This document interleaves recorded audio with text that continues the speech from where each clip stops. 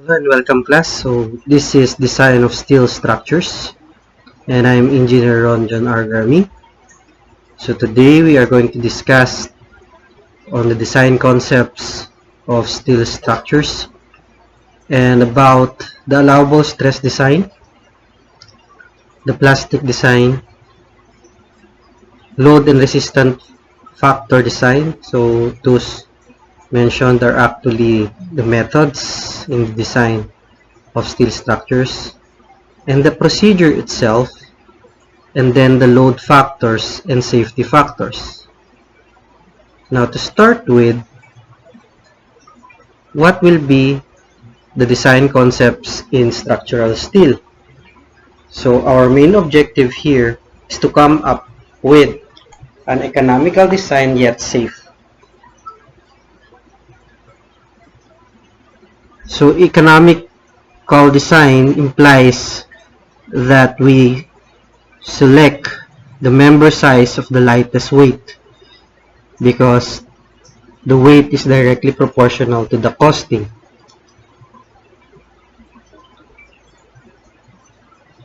Wherein safe design is that the required strength should not over or should not be greater than allowable strength. So meaning we do not exceed to the value of the allowable strength. So it might be less than or equal to. In that way, we should have a factor of safety. So this is just a simple concept that the nominal strength should be always greater than that of the allowable strength. So our factor of safety should be greater than 1. Maximum applied stress is less than or equal to allowable stress. So this is also the concept itself, wherein if the maximum applied stress would be equal to allowable stress, the structure is on the verge of failure. Hence, as I have said, factor of safety should be greater than 1. So in structural steel, we need to consider these methods or the design concepts such as ASD, or this is the allowable stress design, is also known as the working stress design. So it came from a simple concept that the working or service loads should not exceed the stress resistance of the selected member. In here, load factors are not applied, in which I'll explain it in a while. So if the working stress design is basing from the actual loads, so I would like to quote the actual loads versus that of the resistance of the member. Plastic design is bringing the member to failure.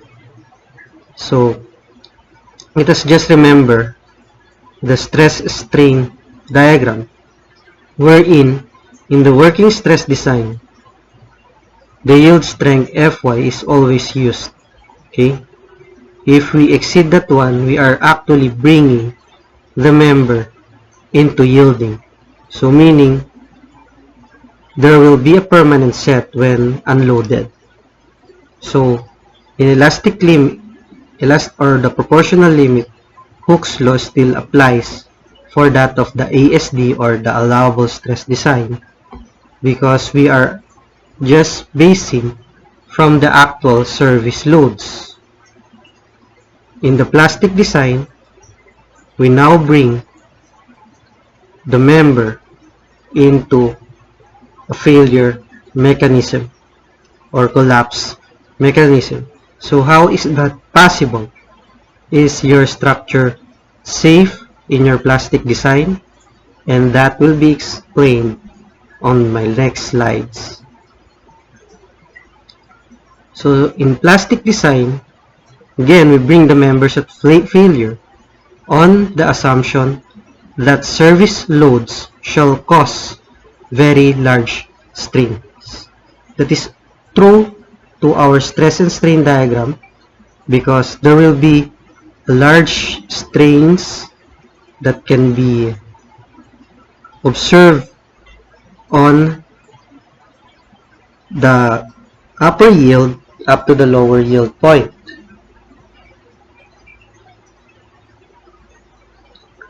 So we subject the members within the plastic range. So meaning your members behaves like a plastic.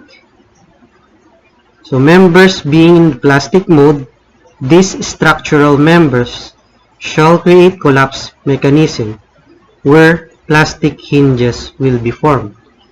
So in the structural analysis, there is what we call plastic analysis, wherein the collapse mechanism considers points of the plastic hinges.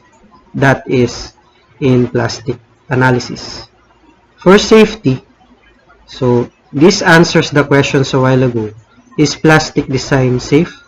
So service loads shall be translated to factored loads. In short, we will be using factors for each of the type of loading instead of using the service load directly in the analysis. The design procedures. So first, in the plastic design, we translate the service loads into factored loads by multiplying load factors. Determine the required cross-sectional properties of the member sufficient to resist failure under the factored loads.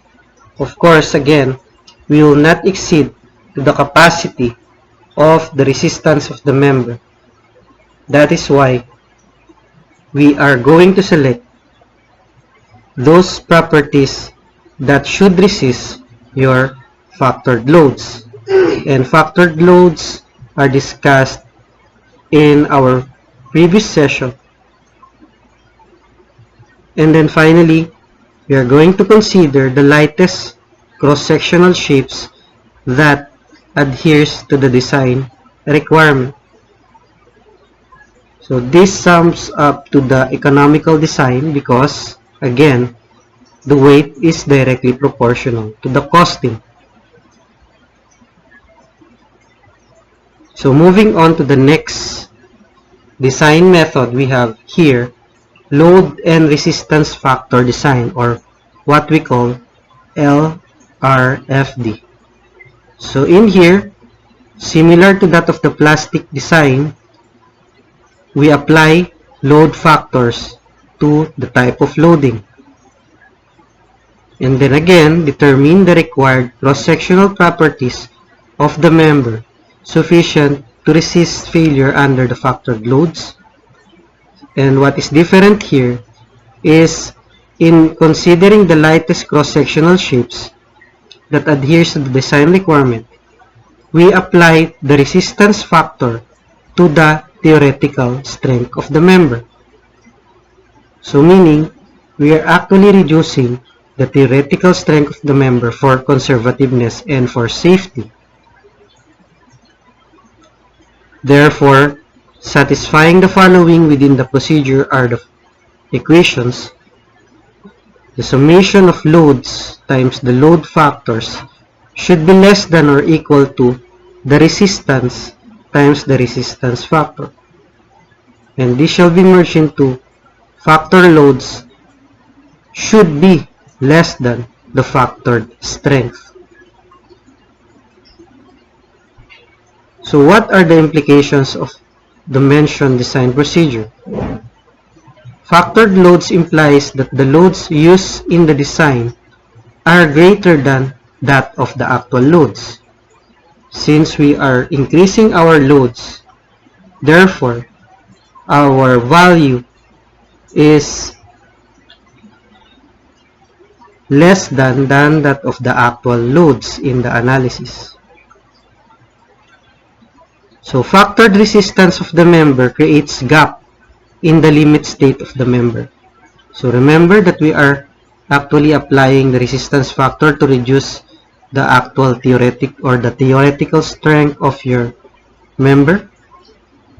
So this shall allow avoidance to fracture, yielding, or buckling, because we are not maximizing that strength when that is compared to the factored loads, therefore increasing the serviceability of the structure. So when we say serviceability, the deformation are minimized and the failure is avoided.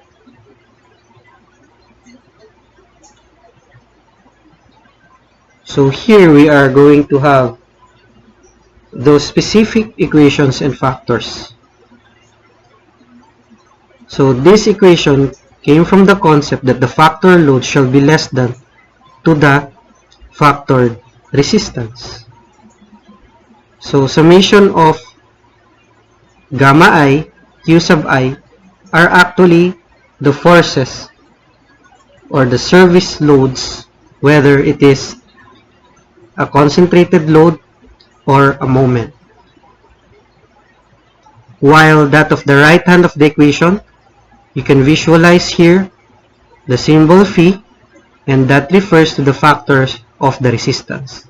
Again, factored loads versus factored strength or factored resistance. So Q sub I are actually the load effect,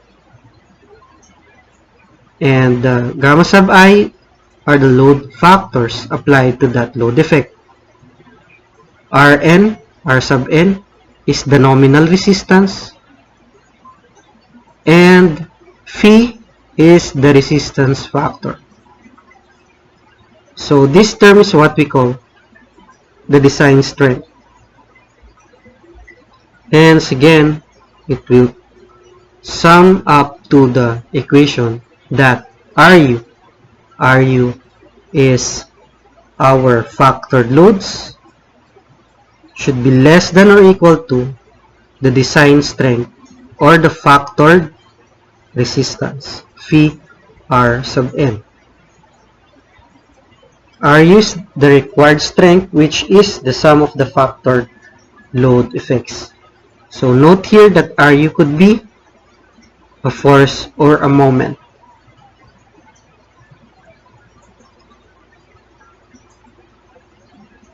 So there are some combinations which we apply to the loadings. So, and these are the load factors.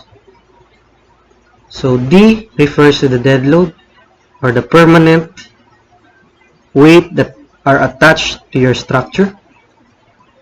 L is live load due to occupancy.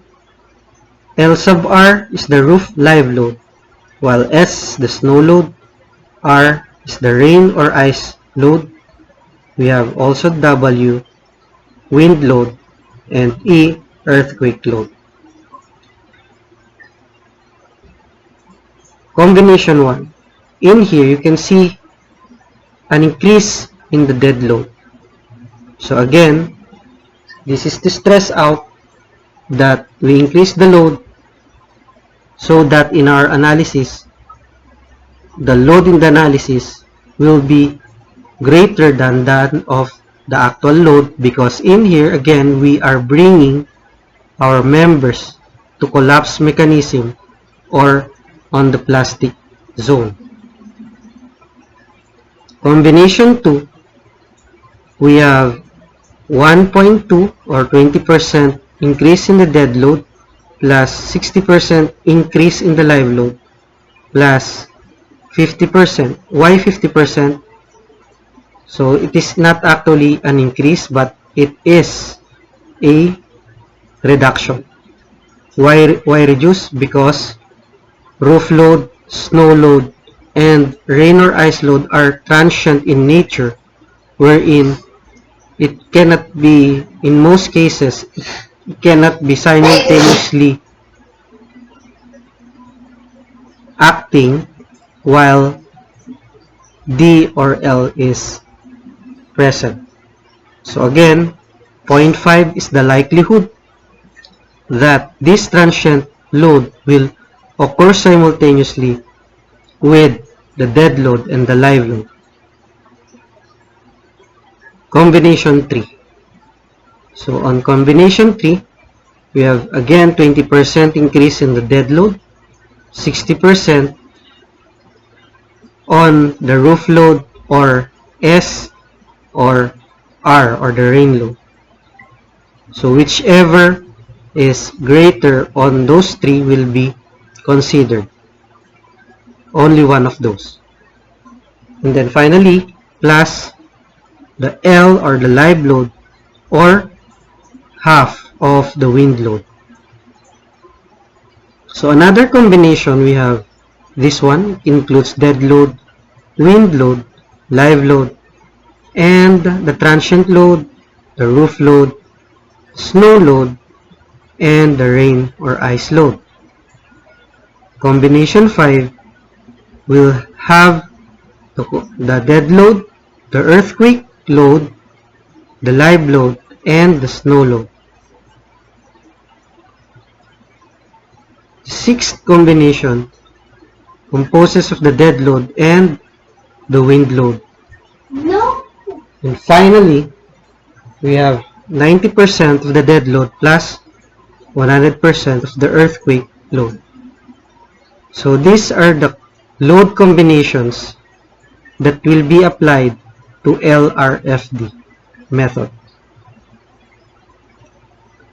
In combination 3, 4, and 5, the load factor on L can be reduced to 0.5. Remember the slide before that we can reduce the live load if L is no greater than 100 pounds per square foot, except for garages or places of public assembly. So these provisions were also presented in my previous slides. In combinations with wind or earthquake loads, you should use a direction that produces the worst effects, because our structure is in 3D or 3-dimensional, while that of the transient loads such as wind and earthquake loads could be acting on several directions. In that case, you should consider the worst effect. So on ASD, we have here the factor of safety and the load combinations. We have RA. RA is actually the required strength, and that should be less than or equal to the right hand side of the equation, which is the product of the Rn and or the quotient of the Rn and the safety factor. Rn over omega is the allowable strength. So Ra here refers to the sum of the service loads. And in here, why we have a safety factor? Because again, we want to avoid, so this procedure wanted to avoid that Ra should approach near the nominal strength. That is for safety also. So that is the intention of that omega. And considering the compression buckling, we will have a factor of 1.67 and an omega equal to 2 for rupture. So this equation sums up to small letter f, or the applied stress, should be less than or equal to the allowable stress. So this is similar to the right-hand equation of your LRFD, that is the design resistance. But in here, the right-hand equation will be the designed allowable stress, which is the capital letter F, or that is your nominal strength should be reduced to a safety factor.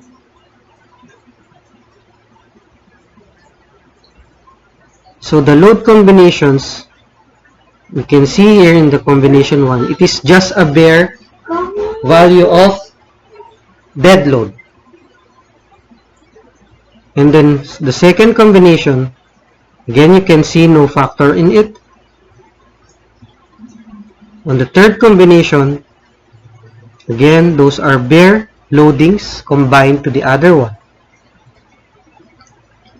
So notice here, same true with that of the LRFD combination factors, that transient loads such as roof load, snow load, and rain load will be as 1. Okay?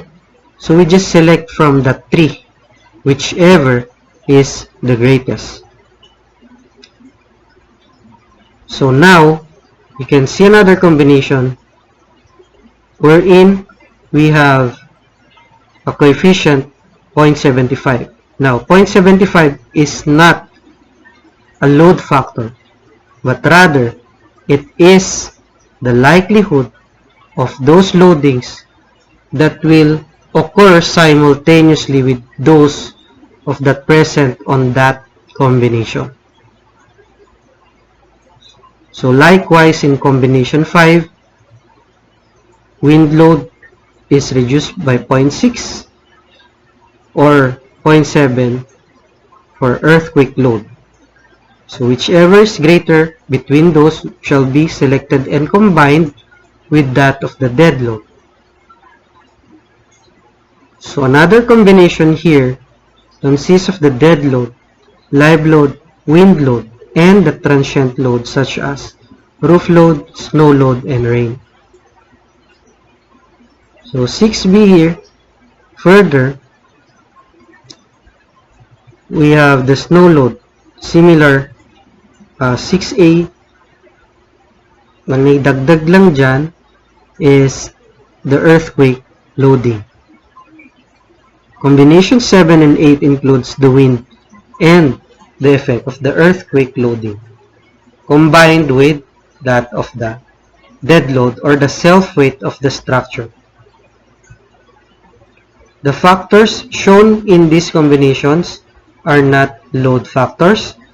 The 0.75 factor in some of the combinations accounts for the unlikelihood that all loads in the combination will be at their lifetime maximum values simultaneously. The 0.7 factor applied to the seismic load effect E is used because ASCE7 uses a strength approach for computing seismic loads, and the factor is an attempt to equalize the effect for allowable stress design. That is why 70% of the fact of earthquake load is also similar to that of the factor of LRFD. So what will be the connecting factors for LRFD and ASD? So omega is for the ASD while the phi is for LRFD. Remember that omega is applied to arrive with that of the capital letter F or the allowable strength, while that of phi is also incorporated on the right hand side of the equation of your LRFD. So phi is actually the resistance factor, and that both will be connected through this formula. So this time we are going to have examples. A column or compression member in the upper story of a building is subject to the following loads. We have the dead load, floor live load, roof live load, and the snow load. Letter A, determine the controlling load combinations for LRFD and the corresponding factored load. Letter B, if the resistance factor phi is 0.9, what is the required nominal strength? And then letter C, determine the controlling load combinations for ASD and the corresponding required service load strength. And finally, if the safety factor omega is 1.67, what is the required nominal strength based on the required service load strength? So in this example, first, for LRFD, we'll just have to consider these combinations. So first, for letter A, we consider 1.4 times the dead load, which is 109, and that will be equal to 152.6 kips. So that is combination 1. So moving on to the combination 2, we have 1.2 times the dead load, that is equal to 109, plus 1.6 of your live load, that is 46, and then in here, plus 50% of these transient loads. So we're gonna select the greatest among this, the roof live load. So the roof live load is 19, the snow load is 20, so we will not consider this anymore. Okay, and here the rain load is not present, so that will be just equal to 0. So between 19 and 20, we consider here 20, or the snow load. So this shall be equal to 214.14 kips. So moving on to the next combination, we have here 1.2 times 109 plus 1.6. So we're gonna select from here. Of course, LR prevails over these two because rain is 0 and S is, or S shall prevail here because roof is 0 or rain is 0, roof loading is 19. So 1.6 times 20 plus the live load, or half of the wind load. So we have no wind load in here, so we're gonna select the live load, which is 46 kips.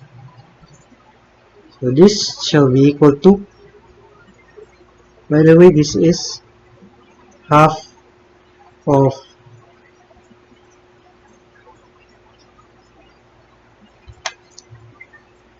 or rather that is actually 46, so we will yield at 208.8 kips. Okay, so next combination is the fourth combination. So if we are going to evaluate that one, we do not have a wind load, we do have live load,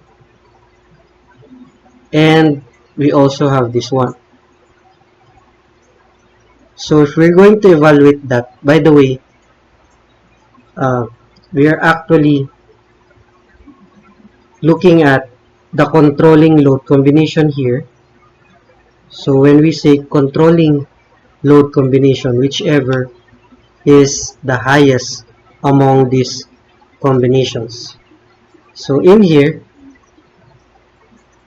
it is similar to that of the combination 2 in the sense that it has 1.2D It also have a live load, but in here, live load is increased, but in here, live load is not increased. So therefore, the result of your combination 4 shall be less than that of combination 2.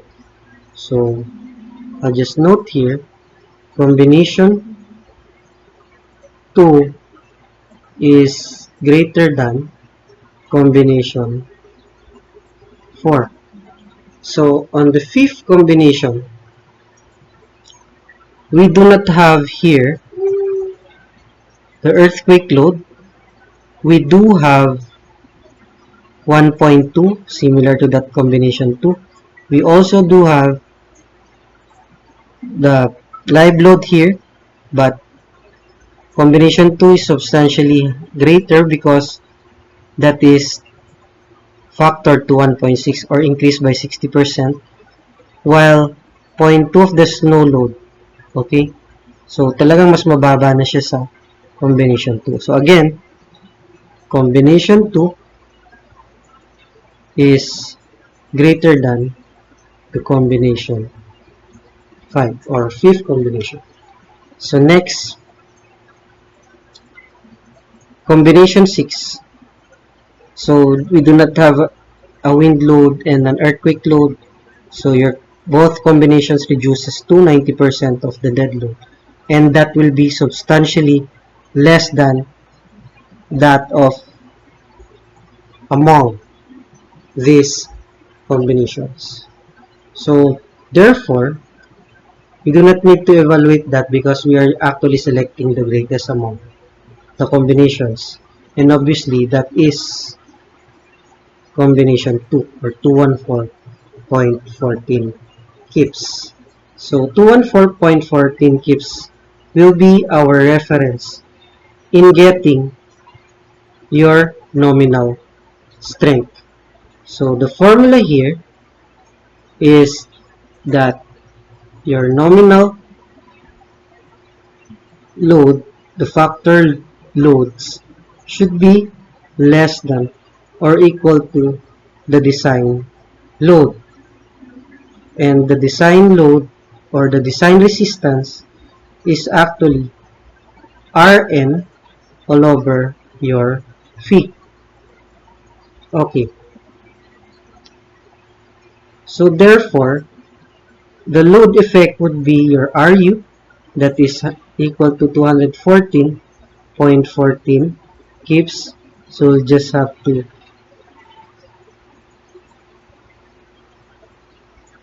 write the equal sign here. Your Rn is unknown, or the nominal strength is unknown, all over your phi. Phi, according to the problem, is equal to 0.9. So therefore, your Rn will be equal to 214.14 divided by 0.9, and that is equal to 237.93 kips.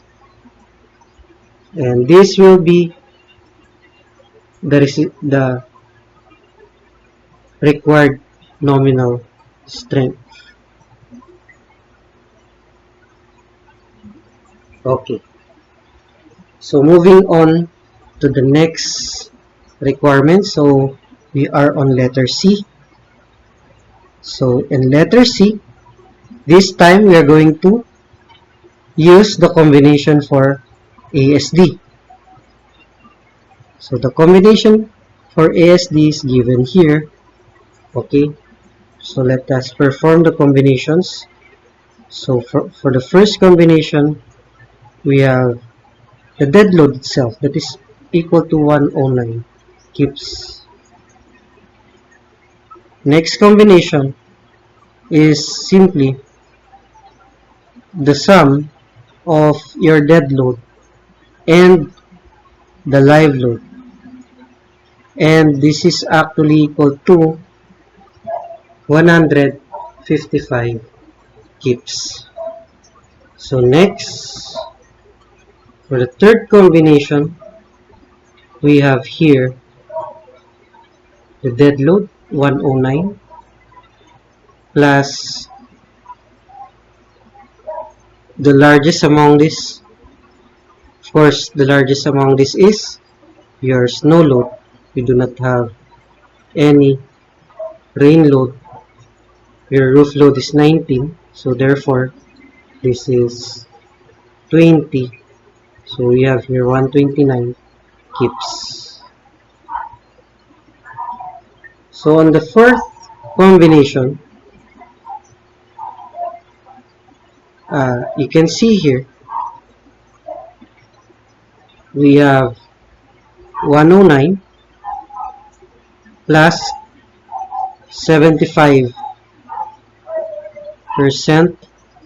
of your live load, which is 46, and 75% of the largest among this is 20, or the snow load.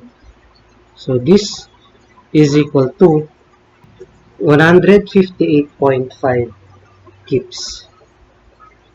Okay.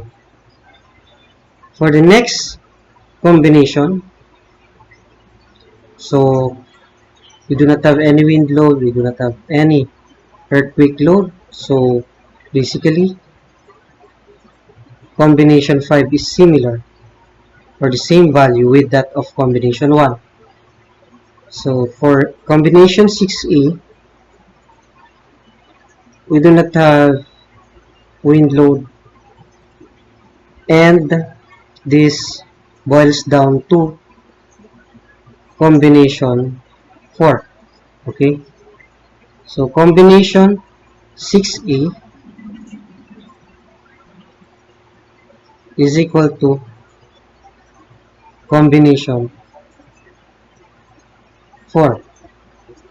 Alright, so next, combination 6B, again we don't have the earthquake load, so obviously 6B is less than that of your combination 6A.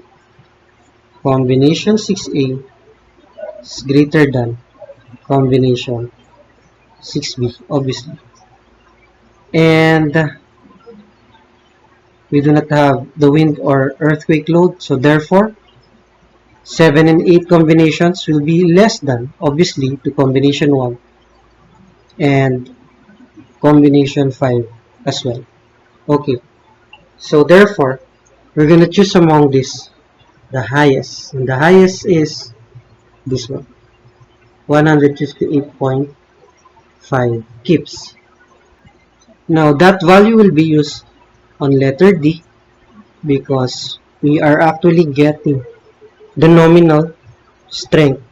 So the formula for ASD is actually RU, or the stress, okay, should be less than or equal to the strength Rn all over phi. Sorry. So that should be omega because we are in ASD. So Ru will be equal to 158.5. So this will be equal to the nominal strength divided by the given 1.67. So by cross multiplication, we can get Rn. So Rn is equal to 264.7 kips. So that will be the answers to our problem. So in summary, for ASD, let us bear in mind that we are just having the applied stress should be less than or equal to the allowable stress. So meaning this is small letter f and this is capital letter F. That is denoted by a higher case or the uppercase because F must be at all times superior to that of the smaller f. Hence, the formula for ASD is this one. This is the applied stress, RU, and this is the allowable stress, Rn, all over omega. Okay, so let me correct that. It should be Ra, or the applied stress. Okay, for LRFD, so the concept here is the factored load should be less than or equal to the factored resistance. Hence, that factored load is what we call Ru should be less than or equal to the factored resistance is actually phi Rn. So this is the difference between LRFD and ASD. To highlight the difference, in ASD does not apply load factors. LRFD applies load factors. And ASD only has factor of safety to provide leeway, okay, to the theoretical strength, while that of LRFD has a reduction factor to give leeway for limit stress state, which causes rupture, buckling, or deflection. So this ends our session for today, and have a nice day and more practice.